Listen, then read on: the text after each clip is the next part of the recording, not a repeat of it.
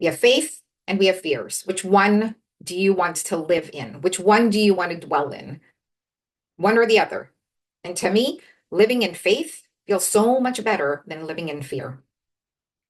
What we want to do is we want to make it a way of being. Okay, this is part of the process. This is the hardest part of the process. But what we are doing as we are testing the works is we're building faith. That's what we're doing. We're building it.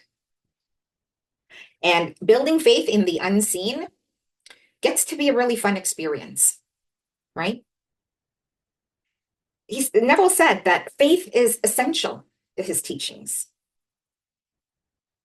and that he asked us to persist despite what our outer reality is showing us. Ask yourself, are you guys really persisting? Because that's the test. The test is still believing in the unseen, still living from the wish fulfilled state. Are we really doing that?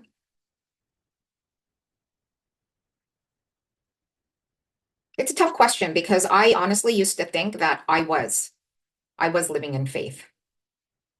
But the real test is when things in your reality don't match what you've been doing, the work that you've been doing, the work of imagining. How are you guys responding to that? Are you still responding as a version of yourself that you want to be? Or are you reverting to the habits of your old man? And this is really important because if you're still responding as the version of yourself that were the habits of the old man, then that means you haven't changed. And what we're doing as we do this work is we're becoming the version of ourselves that we want to be. And we want to make that state so familiar to us and love that state so much that we give ourselves permission to let the old state go, the old version of ourselves.